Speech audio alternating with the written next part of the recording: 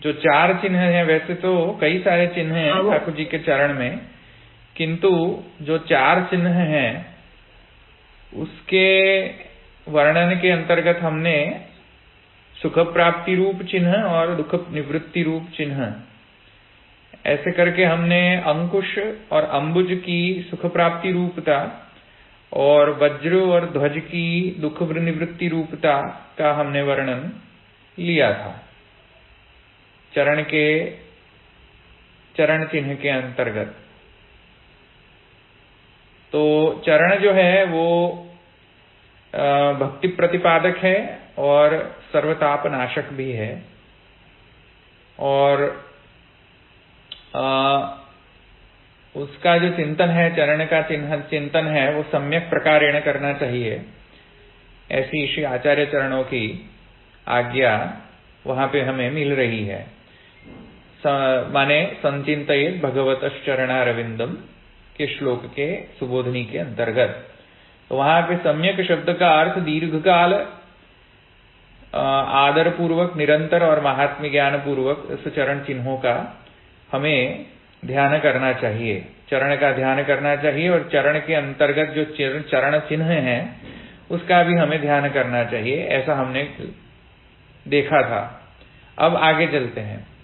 जो चिन्ह हैं वो चतुर्विध पुरुषार्थ के ज्ञापक हैं, जो हमने देखा था। हमने धर्मार्थ काम मोक्ष, और धर्मार्थ काम मोक्ष जो है वो माने दुख निवृत्ति और सुख प्राप्ति रूप जो पुरुषार्थ द्वय हैं, जो महर्षि महाप्रभु जी शास्त्रार्थ प्रकरण में भी नहीं माने तत्वार्थ दीप निबंध के अंतर्गत, सर्वनिर्णय प्रकरण के अंतर्गत श्री महाप्रभु जी कह रहे हैं कि मुख्य रूप से तो पुरुषार्थ 2 ही हैं, सुख की प्राप्ति करना और दुख की निवृत्ति करना।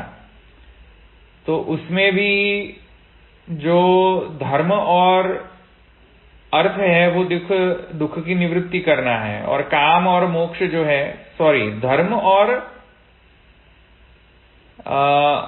माने काम और हाँ, धर्म और मोक्ष जो है वो दुख निवृत्ति है, एग्जैक्टली। और काम और अर्थ जो है वो क्या है? सुख प्राप्ति है, सुख प्राप्ति। हाँ। तो चतुर्विध पुरुषार्थ रूप जो चरण के चिन्ह हैं वो इसके ज्ञापक हैं, ऐसे कह रहे हैं। माने कोई ना कोई चरण चिन्ह जो है वो सुख रूप है, कोई ना कोई चरण चिन्ह है वो दुख की निवृत्ति कर रहा है। भक्ति के परिप्रेक्ष्य में कर रहे हैं हम बात, कोई साधन या कोई माने कोई सकाम भक्ति या सकामता का वर्णन यहाँ पे नहीं आ रहा है, ऐसा नहीं लेना चाहिए। केवल निष्काम निर्गुण पुष्टि भक्ति मार्ग के अंतर्गत जो पुरुषार्थ की जो व्यवस्था है, माने जो चतुश्लोकी में श्री महाप्रभु जी ने कहा है कि सर्वदा सर्वभावेन भजनीय व्रजाधिप इत्यादि श्लोक के अनुसार, जो भजन में आते हुए जो कोई भी दुख आते हो, भजन में कोई दुख आता हो, तो उस दुख की निवृत्ति जो है वो आप श्री के जो चरण चिन्ह है उसका ध्यान करने से वो संपन्न हो जाता है, दुख की निवृत्ति संपन्न हो जाती, माने दुख की निवृत्ति जो है वो हो जाती है। कौन सी दुख निवृत्ति? एक बैरी छोकरा नहीं, धन प्राप्त नहीं थतु, ये सब प्रकार की जो दुख निवृत्ति है वो नहीं। जो निष्काम जो निर्गुण भक्ति जो है, पुष्टि भक्ति है, उसको प्राप्त करने हेतु जो कोई भी प्रकार के दुख आते हो, माने भगवत भक्ति के संपादन होने में कोई भी प्रकार का प्रतिबंध आता हो, अपन जो प्रतिबंध अगर अपने से अगर हो रहा हो, प्रतिबंध अपने स्वभाव से या कोई भी इंद्रिय वशात या कोई भी, तो उस जो प्रकार के जो प्रतिबंध हैं उसकी निवृत्ति जो है महाप्रभु वो चरण चिन्हों से, माने चरण चिन्हों के ध्यान करने से हो जाती है, ऐसा यहाँ पे कह रहे हैं। चतुर्विध पुरुषार्थ ज्ञापकानि एतादृशानि अनंतानि चिन्हानि संति, ऐसे करके अनंत चिन्ह है, केवल माने द्वादश इत्यादि या कोई ऐसे चिन्ह नहीं है, माने 4 या द्वादश या 22 या 24 ऐसे करके केवल इतने नहीं है। एतादृशानि अनंतानि चिन्हानि ऐसे कह रहे हैं महाप्रभु जी, माने अनंत चिन्ह है ठाकुर जी के चरण में। तो उससे ये ज्ञापन हो रहा है कि ये सब जो माने फलदाता है, ये चरण चिन्ह जो है कोई न कोई प्रकार के फलदाता है, माने दुख निवृत्ति या सुख निवृत्ति रूप फल के दाता है ये सब चरण चिन्ह, क्योंकि ठाकुर जी के चरण चिन्ह। अब एक पूर्व पक्ष आ सकता है। पूर्व पक्ष ये है कि जो माने तैत्तिरीय उपनिषद में वैसे यहाँ पे कहा नहीं गया है, महाप्रभु जी ने यहाँ पे एक्सप्लिसिट वर्णन नहीं किया है, पर तैत्तिरीय उपनिषद में तस्य प्रियमेव शिरः, तैत्तिरीय उपनिषद में तस्य प्रियमेव शिरः आनंद मोदो दक्षिण पक्षः प्रमोद उत्तर पक्षः आनंद आत्मा ब्रह्मपुच्छम प्रतिष्ठा इत्यादि आनंदवल्ली के अंदर तैत्तिरीय उपनिषद में ये एक श्रुति वचन आता है। माने ब्रह्म को एक पक्षी रूप से वर्णन किया, जैसे ब्रह्म का एक पुरुष रूप का वर्णन भी है, जैसे द्वादशांगो वही पुरुषः, माने द्वादशांग पुरुष में जो ब्रह्म की मुख का वर्णन होता है, ब्रह्म का मुख का वर्णन होता है, ब्रह्म के 2 अक्षियों का वर्णन होता है, ब्रह्म के 2 श्रीहस्तों का वर्णन होता है, द्वादशांग पुरुषात्मक जो ब्रह्म है उसका वर्णन की बात, उसका वर्णन की बात कर रहा हूं मैं। माने 2 चरण होते हैं, जानू होता है, जो हम अभी ले रहे हैं द्वादशांगो वही पुरुषः, जैसे 2 चरण हैं, 2 जानू हैं, एक कटी है, 2 बाहु है, हस्त इत्यादि है, ग्रीवा इत्यादि है, मुख इत्यादि है करके, अक्षी इत्यादि, कर्ण इत्यादि जो है वो सब करके माने द्वादशांगो वही पुरुषः, पुरुषात्मक जो ब्रह्म है उसका वर्णन है। वैसे ही वेद में पक्षी रूपता का वर्णन है, ब्रह्म एक पक्षी रूप से भी वर्णन किया गया, पुरुष रूप पक्षी रूप। आ रहा है समझ में? ब्रह्म का जो वर्णन है वो एक एंथ्रोपोमॉर्फिक वर्णन भी है, और ब्रह्म का एंथ्रोपोमॉर्फिक माने अपन मनुष्य जैसा वर्णन, माने मनुष्य में द्वादशांग होते हैं मुख्य रूप से, वैसे ब्रह्म क्या द्वादशांग ही मात्र हैं, मैंने मनुष्य जैसा है ब्रह्म या कोई अन्य रूप है ब्रह्म का। तो वहां पे कहा जा रहा है कि नहीं ब्रह्म सर्वरूप बना है, इस कारण से केवल ब्रह्म की उपासना केवल पुरुषात्मक से नहीं होगी, ब्रह्म जो है उसके आकार में एक बहुरूपता है। आया समझ में? तो एक ब्रह्म का स्वरूप होता है पुरुषात्मक, जैसे अपन लोग हैं, अपन सब लोग पुरुष हैं, माने पुरुष माने जेंडर नहीं हो, जेंडर की बात नहीं, मेल फीमेल की बात नहीं कर रहा हूं मैं, पुरुष माने मनुष्य। मनुष्य में जैसे अपन लोग में 2 श्रीहस्त 2 हस्त होते हैं, 2 चरण इत्यादि होते हैं, ये सब होता है, वैसे ही ब्रह्म का वर्णन जो है वो पुरुष रूप से हो किया गया, द्वादशांगो वही पुरुषः ऐसे कहा गया है। वैसे ही तैत्तिरीय उपनिषद के अंदर पक्षी रूप का वर्णन है, पंचांग रूप से 5 अंगों का वर्णन है। पक्षी में 5 मुख्य अंग होते हैं, पुरुष में द्वादश मुख्य अंग होता है, मनुष्य में। पक्षी में 5 अंग मुख्य होते हैं। कौन से? पक्षी में 5 कौन से अंग मुख्य होते हैं? बोलिए, कोई भी पक्षी ले लीजिए।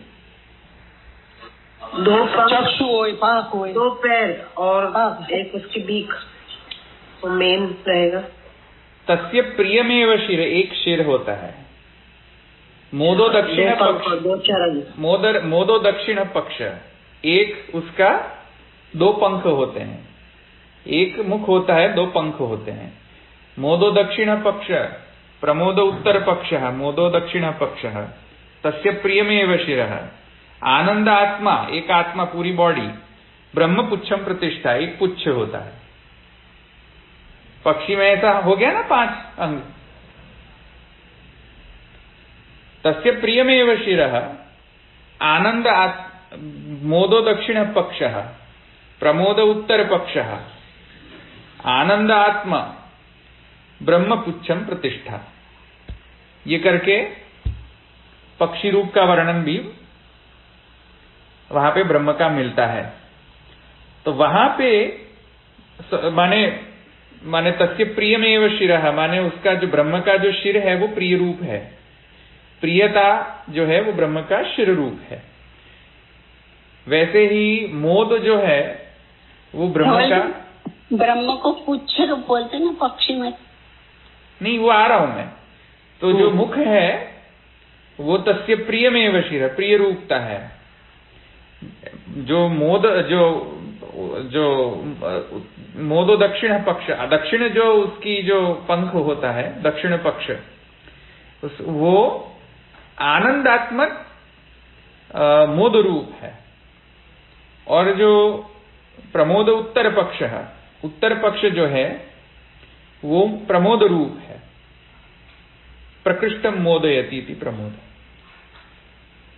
वो आनंदात्मक वपु है ब्रह्म का। और ब्रह्म जिसमें विराजमान होता है, पुच्छ माने वो टेल नहीं, हा, ब्रह्म तो, क्योंकि ब्रह्म तो अलौकिक है तो उसमें लौकिकापत्ति तो नहीं कर सकते, वहां पे लौकिकता उत्पन्न नहीं होगी वहां पे। तो वहां पे पुच्छम का अर्थ यहाँ पे ये माने शिर इत्यादि वो सब अलौकिक हैं, पंख इत्यादि अलौकिक हैं। वैसे ही ब्रह्म की जो पुच्छ है, पुच्छ रूपता का वर्णन है वहां पे कि ब्रह्म को एक पुच्छ भी है। तो वहां पे पुच्छ का अर्थ है कि ब्रह्म किसमें प्रतिष्ठित है, क्योंकि पुच्छ में सर्व प्रतिष्ठित होता है। अपन लोग क्या बैठे ना, जैसे अपन लोग, मैं जैसे बैठा हूं, मैं चेयर में बैठा हूं अभी, तो मैं अपने पुच्छ में बैठा हूं। आया कि नहीं समझ में? मेरा कोई अधिष्ठान है, वहां पे बैठा हूं मैं। तो अपन लोग जब भी जो लोग भी बैठे हुए हैं वो अपने पुच्छ में बैठे हुए हैं, अधिष्ठान में बैठे हुए हैं। वैसे ही ब्रह्म जो है वो कौन से अधिष्ठान में बैठता है, ये प्रश्न आया। वैसे ही चरण जो है वो ब्रह्म का अधिष्ठान कहा गया है, क्योंकि ब्रह्म अगर खड़ा रहेगा, ब्रह्म तो कौन से अधिष्ठान में खड़ा रहेगा ब्रह्म? चरण में, चरण के अधिष्ठान में खड़े रहेंगे ब्रह्म। ऐसे ठाकुर जी जो है वो अगर ठाड़े ठाकुर जी हैं तो कौन से अधिष्ठान में वो ठाड़े रहेंगे? किसकी हेल्प लेके वो ठाड़े रहेंगे? चरण की हेल्प। आया ना समझ में? वैसे ही पुच्छ जो होता है वो अधिष्ठान होता है, किसी भी वस्तु को वहां पे स्थिर रखने के लिए अधिष्ठान रूप पुच्छ होता है। तो ब्रह्म जो है उसका बैठने का स्थान कौन सा, अधिष्ठान कौन सा ब्रह्म का? क्योंकि ब्रह्म का वर्णन तो आनंदात्मक है, तो चरण भी आनंदात्मक है। खैर ठीक है, पर ब्रह्म जो है वो, उसका अधिष्ठान क्या है? तो वहां पे एक चर्चा आती है कि भाई ब्रह्म जो है वो तो स्वाश्रय आश्रय है, माने ब्रह्म जो है वो आश्रय भी बना है, ब्रह्म आश्रित भी है, आधार भी है और आधेय भी है। ब्रह्म जिसपे है वो भी ब्रह्मात्मक है और जिसपे वो है वो भी ब्रह्मात्मक है। सब कुछ, क्योंकि सब कुछ वो ही बना है, सर्वम खल्विदम ब्रह्म। तो जिसपे ब्रह्म है वो भी वो है, और ब्रह्म स्वयं तो स्वयं ब्रह्म ही है। तो सब कुछ ब्रह्मात्मक है, फिर ये सब करने की, ये कथा करने की जरूरत क्या है? तो वहां पे यो वै भूमा तत्सुखम नाल्पे सुखम अस्ति भूमैव सुखम इत्यादि श्रुति में ऐसा कहा गया है। इसमें स्पष्टीकरण करा गया है वहां पे कि ब्रह्म किसमें विराजमान होते हैं, किसमें अधिष्ठित होते हैं, ब्रह्म का अधिष्ठान कौन सा है, ब्रह्म को बैठने का स्थान क्या है। क्योंकि ब्रह्म को कोई बैठा नहीं सकता। जैसे मैंने आपको ब्रह्म के आयुध का वर्णन किया था कि ब्रह्म अगर कमल को किसी पे धारण कर दे तो क्या हो जाता है? समग्र सृष्टि का भार उस पे आ जाता है, और कोई समग्र सृष्टि का भार वहन कर नहीं सकता है, कोई किसी में सामर्थ्य नहीं है जीव में। तो ब्रह्म को मैनेज करने का सामर्थ्य किसमें होगा? है किसी में ब्रह्म को बिठा सके अपने में? ब्रह्म को किसी में सामर्थ्य है कि ब्रह्म को बिठा सके कोई अधिष्ठान में? कमल तो धारण करा नहीं जा सकता। ब्रह्म का एक कमल जो है वो ब्रह्म किसी पे रख दे तो सृष्टि का भार आ जाता है, तो स्वयं किसी पे रख दे तो क्या होगा? आया ना समझ में? तो वहां पे यो वै भूमा तत्सुखम में कहा गया है स्वे महिम्ने प्रतिष्ठित। ब्रह्म जो है अपने महिमा में प्रतिष्ठित है। और महिमा कौन सी ब्रह्म की? पुष्टि भक्त के हृदय।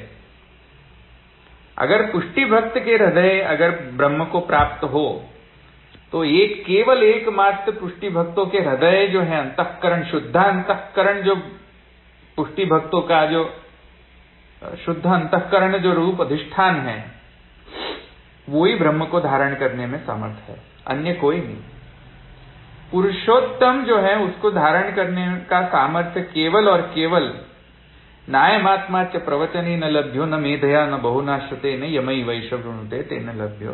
केवल माने नाहम वेदई ही न तपसा न दाने नेज्यया इत्यादि भक्त्या त्वनन्यया शक्य है इत्यादि जो भक्त हैं और भक्त के जो शुद्ध अंतःकरण हैं, उस अंतःकरण में ही ये सामर्थ्य होता है कि ब्रह्म को धारण कर सके। स्वयं महिम्ने प्रतिष्ठित। आया समझ में? इसके कारण वसुदेव जी में जो माने ठाकुर जी का आवेश हुआ,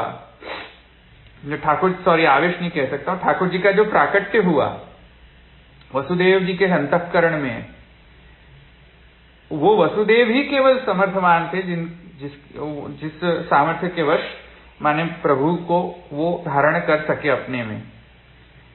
अन्यथा ये पॉसिबल नहीं है कि कोई जीव विशेष प्रभु को धारण कर सके। महतो महीयान अणोरणीयान महतो महीयान भीषास्मात् वात पवते भीषो देती सूर्य, जिससे सूर्य घबराता है, पवन घबराता है, ऐसी कोई एक फिनोमिना जो कॉस्मिक ब्राह्मिक फिनोमिना, उसको कौन धारण कर सकता है? सब घबराते हैं उससे। केवल एक ही धारण कर सकता है। कौन? भक्त के शुद्ध अंतःकरण, पुष्टि भक्त के जो शुद्ध अंतःकरण रूप हृदय जो है, उसमें ही केवल एक सामर्थ्य होती है जिसमें ब्रह्म प्रतिष्ठित हो सकता है, पुरुषोत्तम प्रतिष्ठित हो सकता है। स्वयं महिम्ने प्रतिष्ठितः। ये मैं चर्चा क्यों कर रहा हूं? क्योंकि चरण जो है वो पुरुषोत्तम के प्रतिष्ठा रूप है, पुच्छ रूप है। जब अपन चरण का ध्यान करें और चरण के अंतर्गत जो चिन्ह हैं उसका अपन लोग ध्यान करें, तो कोई एक पूर्व पक्ष आ सकता है कि भाई चरण जो है वो तो लक्ष्मी रूपा है, ब्रह्मानंद रूपा है, क्योंकि चरण को लक्ष्मी कहा गया है, पुच्छ रूप कहा गया है, और पुच्छ लक्ष्मी रूपा है। जैसे मैंने अभी मंत्र में कहा, श्रुति वचन में कहा अभी, मोदो दक्षिण पक्ष प्रमोदो उत्तर पक्ष ब्रह्म पुच्छम प्रतिष्ठा। तो जो चरण है उसको अक्षर ब्रह्म कहा गया है, क्योंकि ब्रह्म को विराजने का स्थान, ब्रह्म के रहने का स्थान अक्षर ब्रह्म है। और अक्षर ब्रह्म के दो अर्थ होते हैं। ये जो सृष्टि रूप जो अक्षर ब्रह्म है वो ये एक स्थान ब्रह्म को रहने का, और दूसरा जो है वो भक्त के हृदय रूप अक्षर ब्रह्म, वो दूसरा। तो कोई पूर्व पक्ष कर सकता है कि भाई चरण जो है वो अक्षर ब्रह्म रूप है, तो अगर अपन लोग सब तुलसी जी समर्पण करते हैं चरण में, ठाकुर जी के चरण में, तो क्या अक्षर ब्रह्म को समर्पण करते हैं या साक्षात पुरुषोत्तम को समर्पण करते हैं? ये पूर्व पक्ष आ सकता। समझ आ रहा है कि नहीं मैं क्या कह रहा हूं? क्वेश्चन, कोई प्रश्न है पूछें। ये जो मैं बोल रहा हूं समझ आ रहा है? कुछ प्रश्न समझ आया? हाँ, समझ आ रहा है। समझ आ रहा है। हाँ, आया क्या ना? डिफिकल्टी है? हाँ, हो रहा है। कोई डिफिकल्टी नहीं। ओके। और कोई नहीं? कई लोग कंप्लेन करते हैं कि आप बहुत हाई लेवल लैंग्वेज बोलते हो, कॉम्प्लेक्स लैंग्वेज बोलते हो। तो उन लोगों को मैं पूछ रहा हूं, जिनको समझ आ गया वो ठीक है। જેને પ્રશ્ન હોય પૂછો, ગમે તેવો પ્રશ્ન હોય, નાનો મોટો સિલી ક્વેશ્ચન પણ હશે તો પણ વાંધો નહીં આવે, તમે પૂછો. અને ગભરાવાની જરૂર નથી. તમારા ક્વેશ્ચન્સથી કોઈ તમને જજ નહીં કરે કે આટલું પણ નથી ખબર, એવો કોઈ જજ નહીં કરે. હા, પૂછો પ્રશ્ન કોઈ હોય તો. પ્રશ્ન સમજમાં આવ્યો? મેં શું પૂછ્યું કહ્યું એ? જેને ન समझ में पूछो.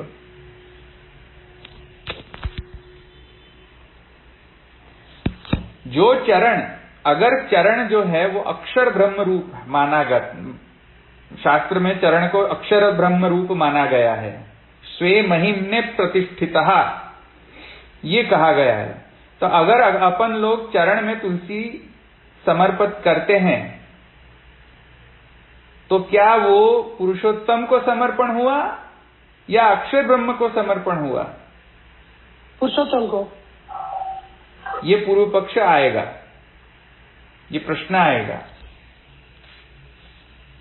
वैसे ही अपन लोग श्रीहस्त में कुछ धराते हैं तो क्या मोदो दक्षिण पक्ष, उत्तर प्रमोद उत्तर पक्ष, या इंद्र को धराते हैं? क्योंकि श्रीहस्त माने बाहु में इंद्र, बाहुराजन्य कृतः, माने बाहु में इंद्र का वास है, माने इंद्र जो है वो बाहु में से प्रकट हुआ है. विराट पुरुष के बाहु में से इंद्र प्रकट हुआ है. तो अपन लोग अगर ठाकुर जी के माने श्रीहस्त की सेवा करें तो क्या इंद्र की सेवा गिनी जाएगी? आया समझ में जो मैं कह रहा हूं? वैसे ही चरण अगर अक्षर ब्रह्म है और अपन लोग अगर चरण में तुलसी समर्पण करते हैं तो क्या अक्षर ब्रह्म को समर्पण करते हैं? तो ऐसा लॉजिक नहीं लगाना चाहिए. आया ना समझ में? क्योंकि समग्र पुरुषोत्तम की वहां पे सेवा हो रही है और पुरुषोत्तम की सेवा के अंतर्गत चरण सेवा हो रही है. तो अगर अपन लोग अगर पुरुषोत्तम की सेवा कर रहे हो तो वो पुरुषोत्तम गामी ही है, अक्षर ब्रह्मगामी नहीं है. हाँ, अगर कोई सकाम या ज्ञानवश या कर्मवश अगर कोई ब्रह्म की उपासना करता है तो निश्चित रूपेण वो अक्षर ब्रह्म रूप पर्यवसायी होगा, या तो कोई ब्रह्म के अंग प्रत्यंग रूप पर्यवसायी होगा. आया समझ में? पुरुषोत्तम पर्यवसायी नहीं रहेगा. अगर वहां केवल पुष्टि भक्ति नहीं है, कोई प्रकार की कोई सम्मिश्रित, कोई प्रकार की माने सकाम सम्मिश्रित कोई भक्ति हो तो वहां पे फिर यहां पे आपत्ति आ सकती है कि कदाचित माने अक्षर ब्रह्म पर्यवसायी हो सकती है. पर अगर अपन लोग निष्काम निर्गुण भक्ति का अपन लोग अगर हम अनुसरण करें आचार्य चरणों के सिद्धांतानुसार तो वहां पे पुरुषोत्तम गामी ही पुरुषोत्तम पर्यवसायी ही होता है. भले हम चरण में तुलसी का समर्पण करें और चरण अक्षर ब्रह्म रूप है, फिर भी क्योंकि वो चरण जो है वो केवल अक्षर ब्रह्म रूप नहीं है, आनंद करपाग मुखोदर आदि इत्यादि आनंदात्मक वपु रूप है, इस कारण से वो पुरुषोत्तम पर्यवसायी है. ऐसे तो उस प्रकार के पूर्व पक्ष का निरसन यहाँ पे हमने किया. अक्षर ब्रह्म में चरण नहीं है, चरण में अक्षर ब्रह्म है. इस कारण से अगर हम तुलसी समर्पण करते हैं चरण में तो अक्षर ब्रह्म को नहीं जाएगा वो, या ब्रह्मानंद को या लक्ष्मी को नहीं जाएगा, ये केवल पुरुषोत्तम पर्यवसायी होगा. क्योंकि लक्ष्मी को ब्रह्मानंद रूप गिनाया है, अक्षर ब्रह्म रूप गिनाया गया है वहां पे लक्ष्मी को. धवल भाई, जहाँ तंत्रोक्त रूप से पूजा होती है वहाँ पूर्ण पुरुषोत्तम तो होते नहीं है ना, मर्यादा या अलग ही रूप गिनना चाहिए. हाँ, क्योंकि महाप्रभु जी ने जो निबंध में कहा है कि जिससे सेवा घर में नित्य नहीं है तो उसको जहाँ तंत्रोक्त रूप से पूजा होती है वहाँ उसको जाना चाहिए. तो फिर वो पूर्ण पुरुषोत्तम की पूजा तो नहीं गिनी जाएगी ना उधर. नहीं, ये क्या है, यहाँ पे साधन की अपेक्षा से यहाँ कहा गया है कि अगर कोई साधन में साधनाभिमान रख के, माने तंत्र में ऐसा सामर्थ्य है कि तंत्र की पूजा पद्धति में सामर्थ्य है कि अपन लोग को कुछ प्राप्त करा दे, तो ऐसी जो हमारी जो भावना है उसके कारण वहां पुरुषोत्तम नहीं रह जाते। ये बात कही जा रही है वहां पे। ये बात नहीं कही जा रही है कि माने पब्लिक मंदिर में पुरुषोत्तम नहीं हो सकते। अगर पुरुषोत्तम चाहे तो पब्लिक में भी विराज सकते हैं पुरुषोत्तम, जैसे जगन्नाथ जी में पुरुषोत्तम विराजते हैं, क्योंकि उनकी इच्छा है कि हम पब्लिक में माने पब्लिक में हम विराजेंगे। तो अगर पुरुषोत्तम को इच्छा हो रही है कि हम पुरुषोत्तम रूप से पूजा प्रवाह में विराजेंगे, तो उसमें कोई रोक नहीं सकता है पुरुषोत्तम को। पुरुषोत्तम का पुरुषोत्तम कौन? राइट, आया ना समझ? पुरुषोत्तम का तो कोई पुरुषोत्तम नहीं रहे, वो तो अपने स्वेच्छा से होगा। पर जो बात कही जा रही है वो ये है कि क्या तंत्र से फल मिल रहा है या पुरुषोत्तम से फल मिलेगा। अगर तंत्र से फल मिल रहा है ऐसा मान रहे हो तो पुरुषोत्तम पर्यवसायी नहीं है वो। ये जिस्ट है इसका। अगर मंत्र में सामर्थ्य मान रहे हो कि मंत्र से कुछ प्राप्त हो रहा है, तो वो पुरुषोत्तम पर्यवसायी नहीं है, सिर्फ विभूति पर्यवसायी। ये बात कही जाए। आए ना समझ में?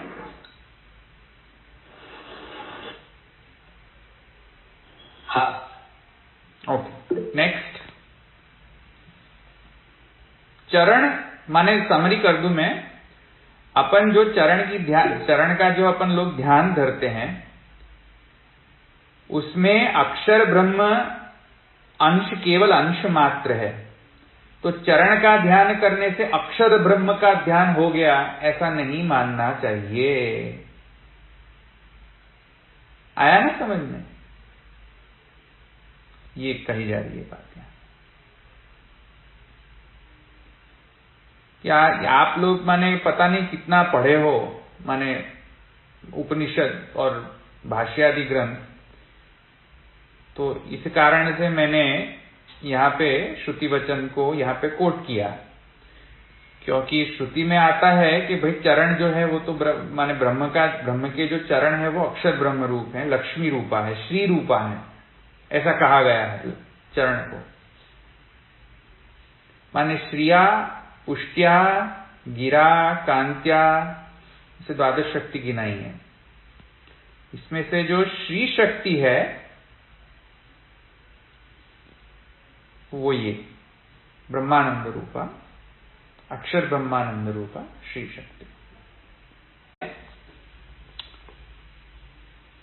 के उत्तुंगानी रक्तानी यानी विलसंती नखानी। अब नखों का वर्णन आ रहा है। अब देखो प्राचीन स्वरूप में, अब पता नहीं ये सेवा पद्धति अब इसका प्रचलन कितना है आज, पर प्राचीन श्रृंगार प्रणाली के हिसाब से कह रहा हूं मैं कि ठाकुर जी के जो चरण हैं, उसके चरण में नख की जो भावना है, वो नख के ऊपर नखभूषण धरते हैं। नखभूषण रखते हैं, नखभूषण। हाँ, तो प्राचीन पद्धति में अगर स्वरूप का दर्शन करें, कोई भी प्राचीन पद्धति से अगर श्रृंगार करता हो ठाड़े स्वरूपों का, स्पेशली श्याम ठाड़े स्वरूपों का, जिनके भी घर ठाड़े स्वरूप, श्याम ठाड़े स्वरूप विराजते हों, उनको शायद ये पता रहेगा मैं जो कह रहा हूं। इसमें ठाकुर जी के चरण में और श्रीहस्त में भी जो नख है उसमें नखभूषण धरते हैं। सेपरेट नखभूषण होता है, हर एक नख में एक भूषण पधराते हैं मोती रूप से, या नखभूषण धराते हैं। आए समझ? अब उसकी भावना यहां पे कही जा रही है जिनको भी श्रृंगार में इंटरेस्ट है मैं उस प्रकार से मैं वर्णन करूंगा। क्योंकि પછી તમે લોકો કહો છો કે આ તો બહુ ફિલોસોફિકલ થઈ જાય છે, બોરિંગ થઈ જાય છે, तो इस कारण से मैं कह रहा हूं थोड़ू वच्चे वच्चे ऐड કરી દેવું પડે ને। सो ये इसका वर्णन हो रहा है कि उत्तुंगानी कहा गया, हाँ, उत्तुंगानी रक्तानी यानी विलसंती नखानी। ठाकुर जी के चरण के में चरण चिन्ह तो है, पर चरण के ऊपर जो नखे हैं, नख विद्यमान है, 10 नख जो विद्यमान है, उस 10 नख जो है उसका यहाँ पे वर्णन हो रहा है। और ये जो केवल जो है वो माने आदि भौतिक या आध्यात्मिक रूप से केवल मात्र वर्णन नहीं है, यहाँ पे आधिदैविक वर्णन है नखों का, ठाकुर जी के नखों का। ठाकुर जी के नखों की जो आभा है वो माने चंद्रिका रूपा है। एक चंद्र है और एक दूसरी चंद्रिका। छोटे चंद्र को माने चंद्रिकाएं कहते हैं, छोटे जो चंद्र हो वो, क्योंकि नखों का जो रंग है, नखों की जो आभा है, नखों में से जो निकलती जो आभा है वो माने केवल सफेद नहीं है, क्योंकि आरक्तानी नखानी है, आरक्त नख है, पिंकिश रेडिश, आया ना समझ में, पिंक रेडिश टाइप के नख हैं, माने नख में से जो उभरती हुई जो आभा है वो उसका वर्णन हो रहा है यहाँ पे। केवल माने लौकिक चंद्र में कैसी आभा होती है, ज्योत्सना कैसी होती है, लौकिक चंद्र की जो किरणें हैं, जो ज्योत्सनाएं हैं, उसकी आभा कैसी होती है, उसका रंग कैसा होता है, सफेद। पर पूर्ण चंद्र हो, जैसे शरद चंद्र हो तो वहां पे आरक्त होता है। देखो, हाँ बराबर है। एक होता है धवल ज्योत्सना और दूसरा होता है आरक्त। तो यहाँ पे धवल ज्योत्सना नहीं है, यहाँ पे आरक्तानी नखानी विलसंती उत्तुंगानी रक्तानी। माने कैसे नख हैं, तो अपन लोग जब ठाकुर जी को श्रृंगार धरावे तब ऐसी भावना करके धरावे, केवल मोती रख के भावना नहीं करे, चलो मोती કરી દો બધા નખોમાં, પણ ભાઈ એની પાછળની ભાવના શું છે આચાર્ય ચરણોની,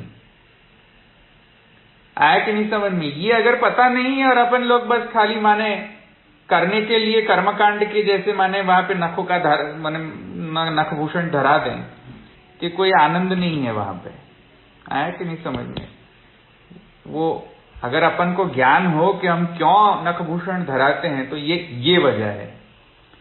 अब मैं कहूंगा, उसका जो कारण है वो श्री आचार्य चरण कहेंगे कि भाई नखभूषण जो है या नख जो है वो इस भावना से धराने चाहिए कि जिस नखों जो आरक्त नख जो है और आरक्त नखों की जो आभा जो प्रकट होती है ठाकुर जी के चरण के नखों से, उस आभा के कारण भक्त के जो अहंकार है, जो उसका उस अंधकार जो है उसका नाश होता है।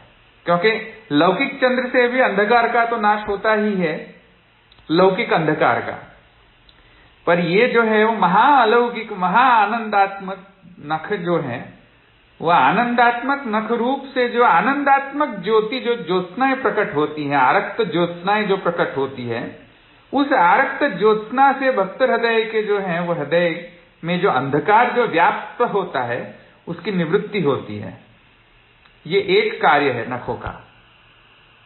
ये अगर ऐसी भावना करके अगर हम अपन लोग नखभूषण धरावे ठाकुर जी में, या कभी भी माने बालकृष्ण जी की सेवा करें, अगर अपन लोग चरण प्रक्षालन इत्यादि या स्नान इत्यादि अगर अपन लोग करावें ठाकुर जी को, और चरण का अपन लोग अगर दर्शन करें तो लांछनानी आढ्यानी चिन्हानी, ये सब चिन्ह का दर्शन करें और नखों का दर्शन करें और उसमें ये भावना करें कि प्रभु हमारे हृदय के जो अंधकार हैं, पुष्टि भक्ति रूप जो आरक्तानी जो ज्योत्सनाएं हैं, उससे हमारे हृदय के अंधकार को नाश करे।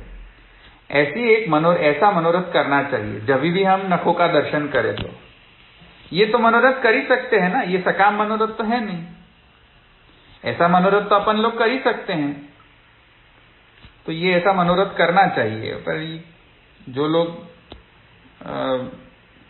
श्रृंगार करते हैं, तो ये कह रहा, मैं पूरा वर्णन तो नहीं लूंगा संस्कृत में, पर उसका जो तात्पर्यार्थ है वो ये है कि उत्तुंगानी, अब ये कह रहे हैं कि उत्तुंग भी हैं, माने ऊपर उपसे हुए हैं, वो नीचे नहीं है नख, उभरे हुए हैं नख, तो उभरे हुए हैं नख। इसके कारण जितने भी अहंकार वाले जो भक्तगण हैं, उनका अहंकार जितना भी उभरा हुआ हो, उस सब प्रकार के अहंकारों का नाश जो है वो उत्तुंग रक्त आरक्तानी नखानी से नष्ट हो जाता है। और केवल एक नख चंद्र से काम नहीं चलता है, 10 नख चंद्र चाहिए, उसके चक्रवाल चाहिए, ऐसा कह रहे हैं।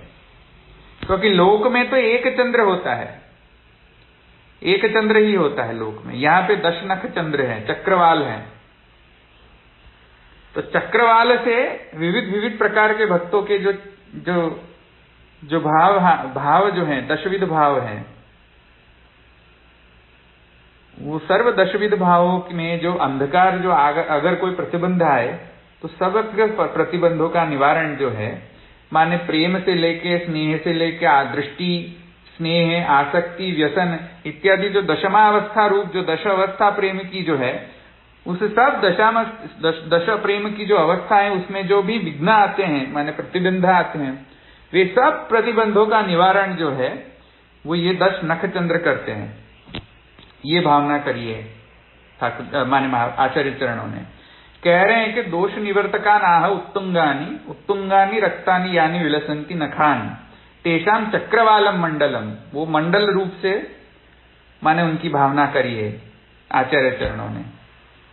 एक मंडल बन रहा है 10 नखों का, 10 चंद्रों का, और ये मिलके काम कर रहे हैं। ठाकुर जी के नख जो हैं वो 10 नख चंद्र रूप हैं, और एक मंडल रूप से माने ये अंधकार की निवृत्ति कर रहे हैं पुष्टि भक्तों के। चक्रवालम मंडलम तस्य ज्योत्ना भी आहतो महताम हृदय अंधकारो ये न, ये कह रहे हैं। वही स्थितेन प्रकाशन इत्यादि, खैर मैं यहाँ पे नहीं जाऊंगा, बहुत ज्यादा हो जाएगा। हाँ, वहां पे कह रहे हैं कि अच्छा, अब ये कह रहे हैं कि भाई नख जो है उसको सूर्य की उपमा न दे के चंद्र की उपमा ही क्यों दी।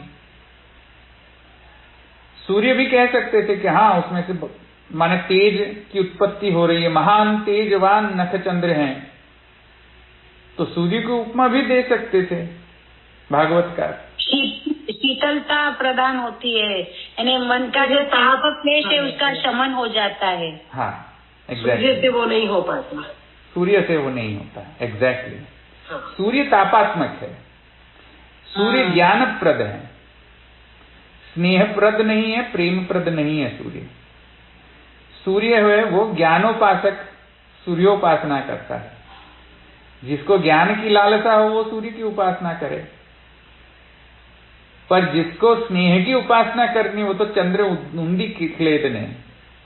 चंद्र में ये धर्म विद्यमान है जिसके कारण समग्र जो माने औषधीय हैं वन में, मैं लौकिक चंद्र की बात कर रहा हूं, फिर मैं अलौकिक चंद्र पे आऊंगा। लौकिक सूर्य में ताप अंधकार निवृत्ति का धर्म होता है, तो वहां पे पूर्व पक्ष हो सकता है कि भाई लौकिक माने सूर्य में अंधकार निवृत्ति की क्षमता है, तो यहां पे चंद्र की ही भावना क्यों करनी नख में। अंततो गत्वा तो अंधकार की ही निवृत्ति करनी है ना, तो अंधकार निवृत्ति जो है वो भले सूर्य से हो जाती, फिर क्यों चंद्रमा की वहां पे भावना करनी? ये एक पूर्व पक्ष जो है वो समक्ष आ रहा है यहाँ पे। आचार्य चरण जो है वहां पे कह रहे हैं ये पूर्व पक्ष। तो वहां पे ये कह रहे हैं आचार्य चरण कि नहीं, सूर्य में माने अंधकार निवृत्ति का धर्म तो है विद्यमान, पर किंतु स्नेह दान का जो धर्म है, आनंद दान का जो धर्म है, वो विद्यमान सूर्य में नहीं है। आनंद का दान जो है वो तो केवल चंद्र में ही विद्यमान है। माने चंद्र में प्रथम धर्म है आनंद का दान, माने उन्दी क्लेदने धातु से इंदु शब्द बना हुआ है। उन्दी क्लेदने संस्कृत में चंद्र को इंदु भी कहा जाता है, और इंदु शब्द की व्युत्पत्ति हुई है उन्दी क्लेदने, धात्वार्थ है वो।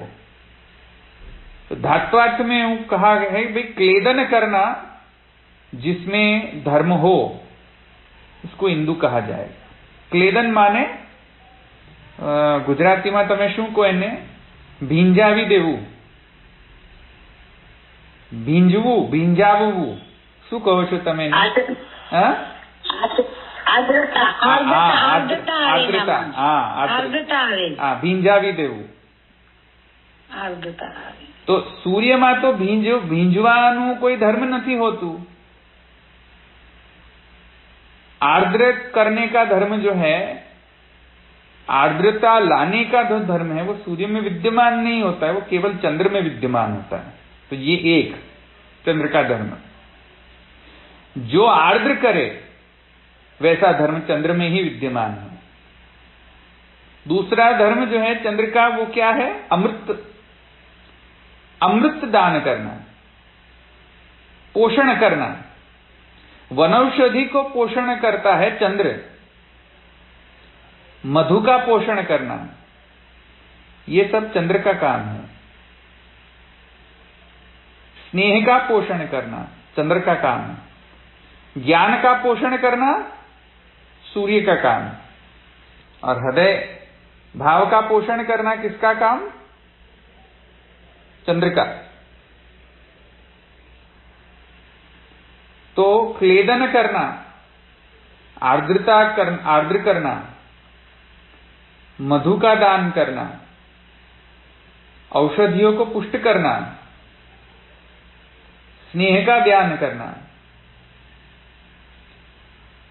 ये सब धर्म जो है वो केवल इंदु में ही विद्यमान है, चंद्र में विद्यमान है। इस कारण से भगवान के चरण में माने नख चंद्र जो है वो नख चंद्र कहे जाते हैं।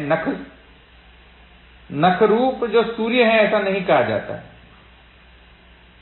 वो चंद्र की ही उपमा दी जाएगी वहां पर। और भगवान के नख चंद्र है वो अलौकिक नख चंद्र है। वहां पे नख शब्द न और ख, दो वर्ण आए ना, दो अक्षर आए ना, न और ख, नख। तो वहां पे व्युत्पत्ति की है श्री आचार्य चरणों ने। हाँ, न विद्यते खम आकाशम येषाम इति नख, माने जो आकाश में विद्यमान न हो। खम माने आकाश, न ख, वो जो ख शब्द है, जो ख अक्षर है ना, जो वो खम रूप से लेना है। माने खम माने संस्कृत में आकाश होता है, स्पेस। वो हमारा जो भूताकाश है वो स्पेस। और न माने नए समास है, माने न नहीं होने का। तो जो आकाश में विद्यमान न हो ऐसा चंद्र माने अलौकिक चंद्र, क्योंकि लौकिक चंद्र तो आकाश में विद्यमान होता है। भगवान के नख चंद्र जो हैं वो कोई लौकिक आकाश में स्थित नख चंद्र नहीं है, वो साक्षात आनंदात्मक नख चंद्र रूप है। ये कही जा रही है बात में। तो नख में दो धर्म का वर्णन हो रहा है ठाकुर जी के नखों में। एक तो अंधकार निवृत्ति और दूसरा जो है वह आनंद प्रदान, स्नेह प्रदान। स्नेह का भी जो दान है वो यहां से ही शुरू होती है बात, नखों से, नखों की आभा से शुरू होती है बात, क्योंकि नखों में चंद्र विद्यमान है। नखमध्ये रक्त કીધું છે ઉત્તુંગ રક્ત વિલાસ, લાલ રંગ એટલે અનુરાગનું સૂચન કરે છે ને, अनुराग। हाँ हाँ हाँ, पर एक और भी भावना है लाल रंग का अर्थ श्री आचार्य चरणों ने एक और भी कहा है, मैं आऊंगा उस पर, ये कंप्लीट कर लूं।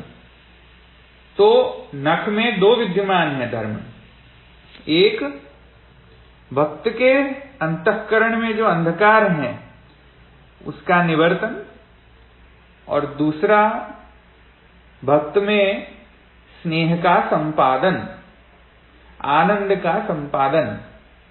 क्योंकि चंद्र में मधु का संपादन का धर्म होता है, चंद्र में स्नेह का संपादन का धर्म रहता है, जैसे लौकिक चंद्र में।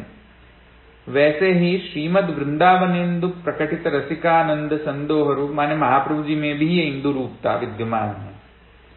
क्योंकि महाप्रभु जी के वल्लभाष्टक में भी श्री गोसाई जी ने इसी प्रकार का ही वर्णन किया है कि श्रीमद वृंदावन इंदु, ऐसा चंद्र, कैसा चंद्र? वृंदावन में जो माने वृंदावन का जो चंद्र है वैसा चंद्र जो है, वैसे प्रकार के भावों का वहां पे अनुशीलन का किया गया है श्री महाप्रभु जी के स्वरूप के विषय में। आए समझ? तो दो धर्म हैं नखों में। तो कह रहे हैं कि भाई एक एवं चंद्र आकाश भासते, एक लौकिक चंद्र जो है वो तो आकाश में विद्यमान है, जो हम सबको दिखाई पड़ता है। तो क्या माने चरण में जो चंद्र की भावना जो की जा रही है वो क्या लौकिक आकाश में स्थित चंद्र की बात की जा रही है? तो कि नहीं, एते तो न आकाश संबंधी न, भाई ये नखों का जो वर्णन हो रहा है वो आकाश संबंधी नखों का वर्णन माने चंद्रों का वर्णन नहीं हो रहा है। एतेषाम चक्रम आयुधवालम अमृत पोषकम, ये नख तो अमृत का पोषण करते हैं, और ये लौकिक अमृत नहीं। जो अमृत वन औषधि को चंद्र, लौकिक चंद्र प्रदान करता है, ऐसा नहीं। ये अमृत जो है वो भक्ति रूप अमृत का पोषण करता है भक्त के हृदय में। न तो केवलम अंधकारम एवं नाशयति, इसके कारण ऐसे चंद्र जो हैं वो सिर्फ केवल अंधकार का नाश केवल मात्र नहीं करते हैं, किंतु वम अमृतम अलम यत्र इति वा कलंक रहितम ज्योत्स्नाभिः इति बहुवचनम नानाविध अंकार निवृत्त्यर्थम आनंद रूपता आनंददायकत्व निरूपितम। केवल अंधकार मात्र का केवल निवर्तन नहीं करते, किंतु आनंद का भी प्रदान, आनंद को भी प्रदान करता है ये दशनख ठाकुर जी के। तो जब भी हम श्रृंगार करें और चरण का अगर दर्शन करें, चरण की सेवा करें, तब ये लांछनानी या अड्यानी ये जो चिन्ह हैं, ये चिन्हों का अपन को भावना करनी चाहिए, ध्यान करना चाहिए वहां पे। और अपन को ये चरण में स्थित जो नखचंद्र है, दश नखचंद्र, ये इस रूप से भावना करनी चाहिए दश नखों की। प्रश्न है कोई? मैं आरक्तानी आप पे आता हूं। मैं ये जो 10 नखचंद्र कहा गया है, तो उसमें वो 10 नखचंद्र की उसकी जो अवस्था का जो 10 अवस्था है वो जरा आप समझाएंगे? नहीं, ये तो भरतनाट्य शास्त्र में उसकी 10 अवस्था का वर्णन है। माने दृष्टि से शुरू होती है अवस्था प्रेम की। लौकिक रस की बात कर रहा हूं मैं, अलौकिक रस में भी ये माना जाता है, पर भरतनाट्य शास्त्र में जो लौकिक रस है उसमें जो श्रृंगार रस है उसमें 10 अवस्था गिनाई गई है, दृष्टि से लेके मरणावस्था तक। नवम अवस्था जो है मूर्छा अवस्था है। पर श्रृंगार रस में दृष्टि से लेके, स्नेह से लेके, आसक्ति से लेके, व्यसन से लेके, मूर्छा से लेके मृत्यु तक की अवस्था का वर्णन भरतनाट्य पर अपने इसमें भी तो कहते हैं ना, भक्ति में भी तो प्रेम की अवस्था चक्षु प्रीति से मरण तक की है ही ना, डिस्क्रिप्शन है। हाँ, पर जो बेस है वो भरतनाट्य शास्त्र का है, मैं ये कह रहा हूँ। हाँ, वो हो सकता है, सही बात। भरतनाट्य शास्त्र में ये दश अवस्था की बात की है भरतनाट्य शास्त्र। तो जैसे लौकिक में है वैसे अलौकिक में भी, भक्ति में भी भावैर अंकुरितम वाला श्लोक किसी ने पढ़ा है हरिराय जी का? चक्षुरागो मन संग, हाँ, संकल्प जागर, हाँ, क्रूसता, आरती, लज्जा, उन्माद, मूर्छा, मरण। मूर्छा, हाँ, और दशमावस्था मरणावस्था। એટલે પેલા ચક્ષુ રાગ, પછી મન સંગ, પછી સંકલ્પ, પછી જાગરણ। इसका पूर्ण जो भक्ति भावात्मक रूप का वर्णन जो है ना, ये दशम अवस्था का, ये भावेर अंकुरितम पद्य में बहुत सुंदर तरीके से ग्रंथकार ने इसका वर्णन किया। जैसे किसी को पढ़ना हो, उसमें डीप एनालिसिस करनी हो, डेफिनेटली वो पद्य पढ़े। I highly recommend you read that. एक और पॉइंट रह गया, कह रहे हैं कि आरक्त क्यों है, माने लाल क्यों है नखों की आभा। तो वहां पे कह रहे हैं श्री आचार्य चरण के, रक्ता तदर्थमेव उद्यंतः, उद्यंतश्च आरक्ता भवन्ति विलासयुक्तत्वात्। कोई બેસી રહ્યો, ખાલી ખાઈ પીને બેસી રહ્યો, તો પેલું જેવું બ્લડ સર્ક્યુલેશન થવું જોઈએ બોડીમાં એવું તો નહીં થાય, થશે પણ એક્સરસાઇઝ કરવાથી જે બ્લડ સર્ક્યુલેશન થાય એવું તો નહીં થાય। तो कहने का आशय मेरा ये है कि लोक में जैसे कोई स्थिर व्यक्ति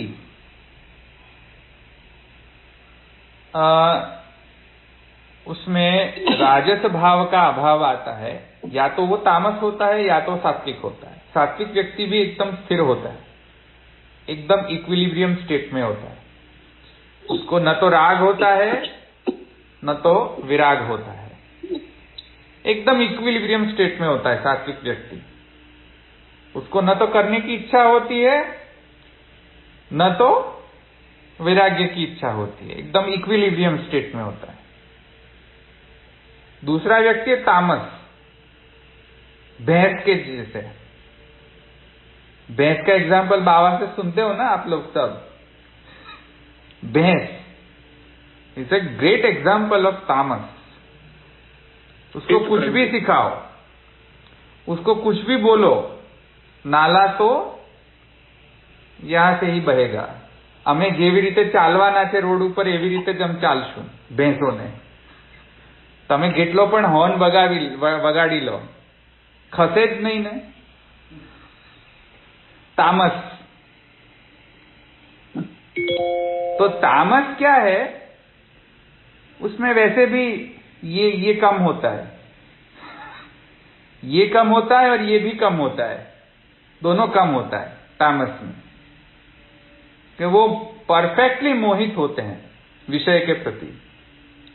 और सात्विक में क्या होता है, वे विषय ही नहीं है, राग ही नहीं है, विषय राग नहीं है, विषय का विराग नहीं है, राग नहीं है, कुछ भी नहीं है, सब कुछ है ही नहीं। तो कुछ है ही नहीं तो क्या करेगा सात्विक में।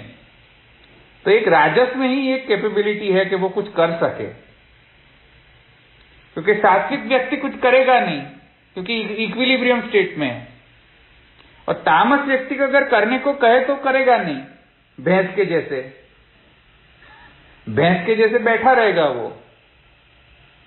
तो जो करने वाला व्यक्ति है कौन है,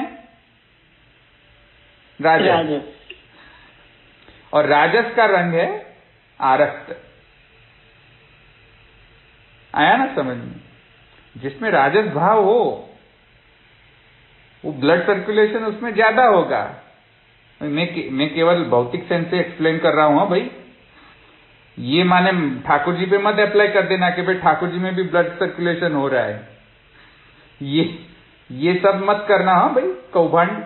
ये मैं सिर्फ एक जनरल सेंस में आपको समझ में आ जाए अच्छी तरीके से, इसके लिए मैं एग्जांपल दे रहा हूं, मैं लौकिक एग्जांपल दे रहा हूं। ठाकुर जी में कोई माने ऐसा एक्सप्लेनेशन नहीं करना चाहिए, मैंने ऐसी भावना नहीं करनी चाहिए।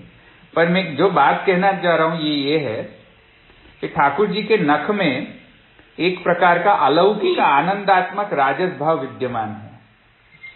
क्यों राजस भाव विद्यमान है? क्योंकि अगर वे सब नखचंद्रें भक्तों के अहंकार की निवृत्ति के लिए क्रियमाण ही न हो, भैंस के जैसे बस बैठे ही रहे कि भाई हमने तो कशुं ज नथी करवू, અમે તો બસ ત્યાં જઈને બિરાજી જઈશું નક્ષચંદ્રમાં, તો અંધકારની નિવૃત્તિ થશે? होगी अंधकार की निवृत्ति? अगर वो उद्यति न हो, क्रियमाण ही न हो अंधकार की निवृत्ति करने के लिए, तो होगी अंधकार की निवृत्ति? नहीं होगी। वैसे ही अति सात्विक अवस्था में चले जाएं नखचंद्र, तो क्या होगा? जावा दो ने, जेने जे थवुं ए थाय। अमने तो न तो भक्त साथे राग छे के भक्त साथे विराग छे, अमे तो अमारा एमा मस्त छीए। एवं ऐसी भावना अगर नखचंद्र करने लगे तो क्या होगा? हो गया अंधकार की निवृत्ति, हो चुकी। फिर तब तो राजस भाव चाहिए। और ये राजस भाव क्या है? अलौकिक आनंदात्मक राजस भाव नखचंद्र में विद्यमान होता है। इस कारण से उसकी आभा भी आरसता नहीं है। आया समझ में?